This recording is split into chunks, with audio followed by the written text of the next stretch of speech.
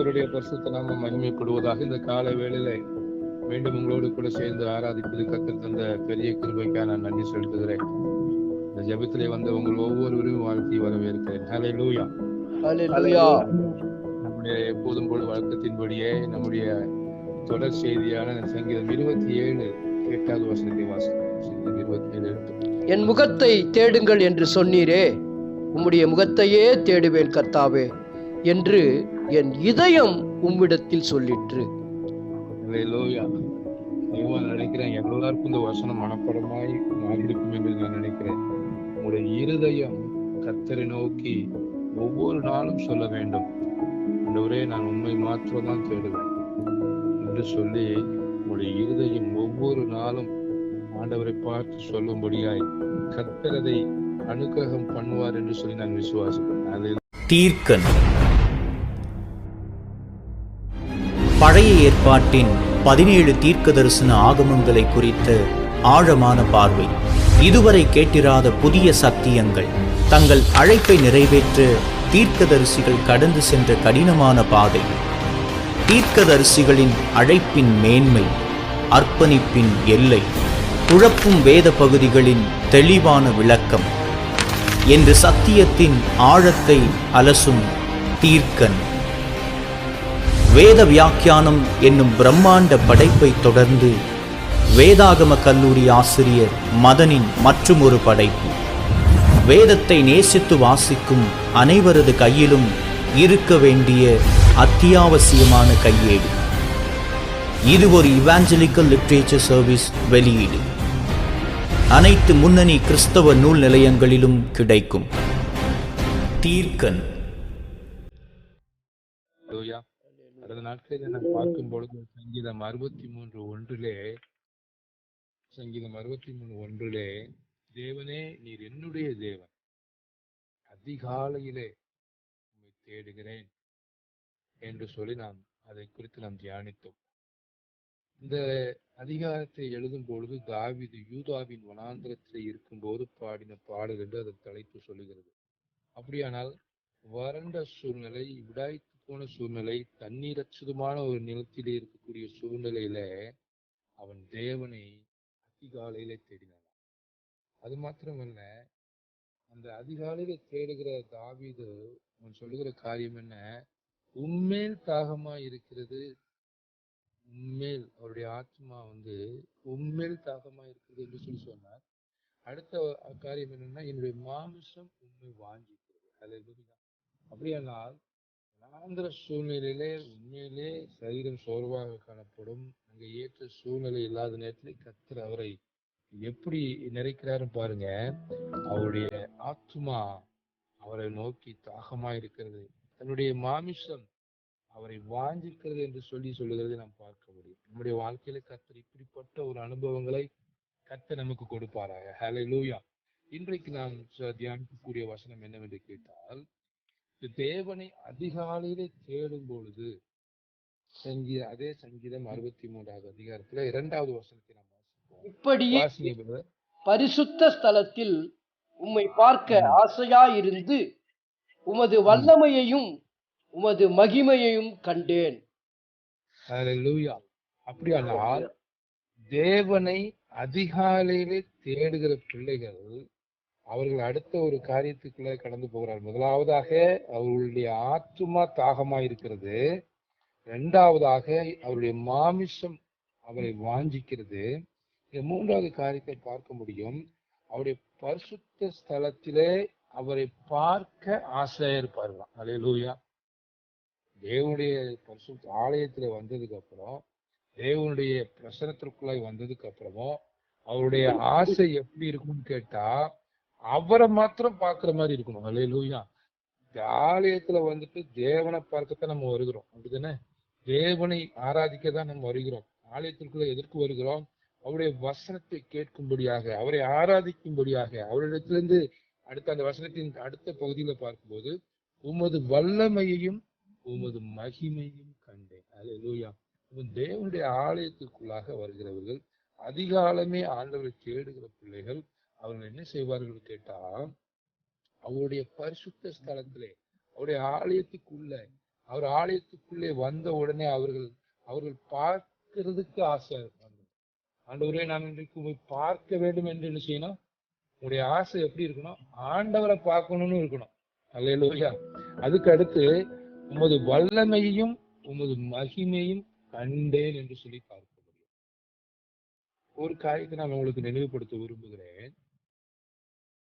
பரிமேயுக்குடன் ஆலயத்துக்கு வெளியே உட்கார்ந்து அவன் பிச்சை எடுத்துக்கொண்டு இருக்கிறான். அவனுடைய வாழ்க்கையிலே அவனுக்கு கால்கள் எல்லாம், அவன் பிறந்தது முதலே சப்பானி என்று பார்க்கிறோம்.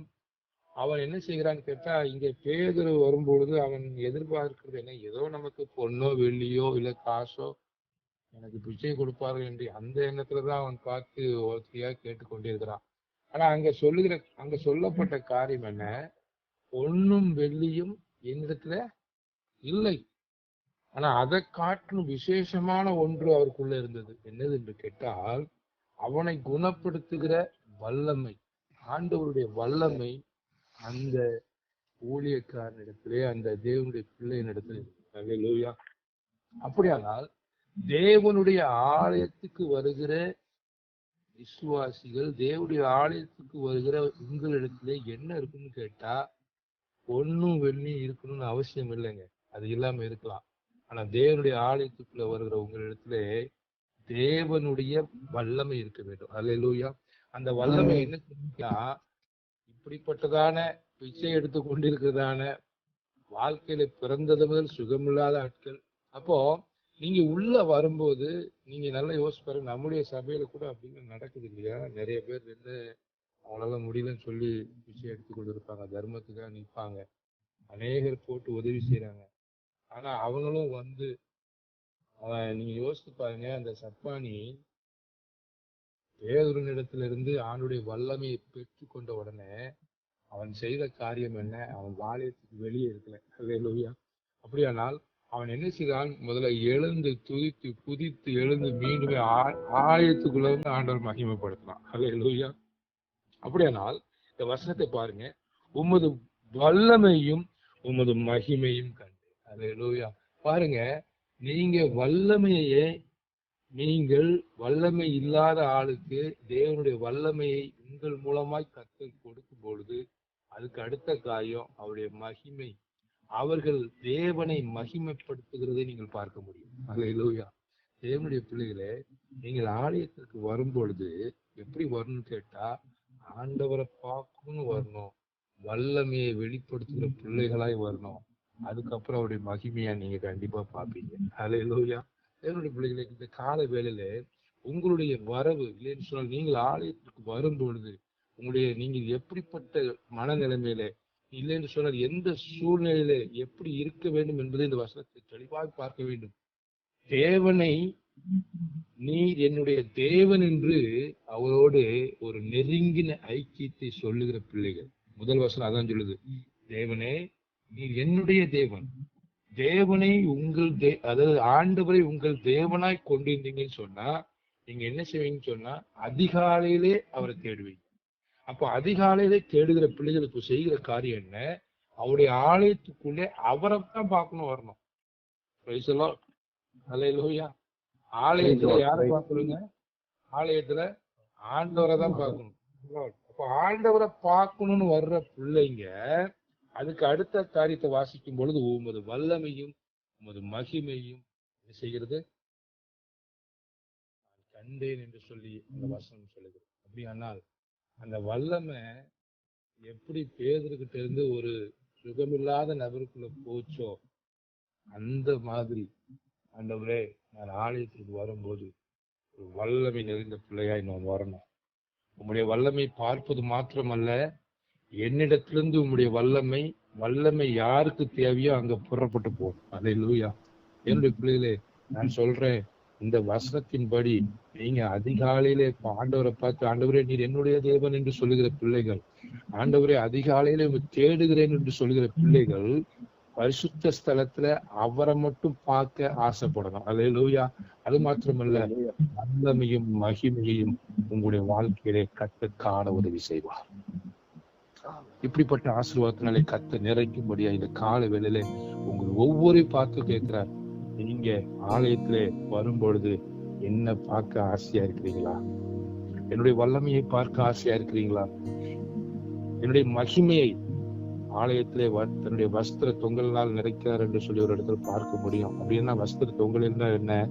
உங்களுடைய மகிமையினால, மகிமையின் மேகத்தினால ஆலயத்துக்குள்ளே வருகிற ஒவ்வொரு பிள்ளைகளையும் அவர் மூட அவர் ஆசையாய் கடந்து வருகிறார். ஹல்லேலூயா. என்னுடைய பிள்ளைகளே, நீங்க இன்னைக்கு முடிவு பண்ணுங்க, ஆண்டவரே உங்களுடைய பரிசுத்த ஸ்தலத்திற்கு நான் வரும்பொழுது உம்மை பார்க்க ஆசையா இருப்பேன். உங்களுடைய வல்லமையும் மகிமையும் காண எங்களுக்கு உதவி செய்யுங்க. எங்கள் மூலமாய் வல்லமை மற்றவர்களுக்கு கடந்து போவதாக என்று சொல்லி இன்றைக்கு நீங்க ஆண்டவர் இந்த அதிகாலை வெளியில கேளுங்க. ஆண்டவரே, நீரே என்னுடைய தேவன். அதிகாலையில உண்மை தேடும் பொழுது நாங்கள் ஆலயத்திற்கு வரும்போதெல்லாம் உண்மை பார்க்க, பரிசுத்த ஸ்தலத்திலே உண்மை பார்க்க ஆசையா இருக்கணும். உங்களுடைய வல்லமையை கண்டுகொள்ள செய்யணும், உங்களுடைய மகிமையை கண்டுகொள்ள செய்யுங்க என்று சொல்லி நீங்க ஒப்பு கொடுங்க. அப்படிப்பட்ட ஆசீர்வாதத்தினால இன்றைக்கு உங்களை ஆண்டவர் ஆசீர்வதிக்க விரும்புகிறார். தொடர்ந்து மனமகிழ்ச்சியின் நல்ல மருந்து, ஹெவன் இன்வேடர்ஸ், அன்லாக் சீரீஸ் போன்ற தொடர்களை நீங்கள் கேட்க விரும்பினால் நம்முடைய சேனலுக்கு சப்ஸ்கிரைப் பண்ணிக்கொள்ளுங்கள். Datson media official.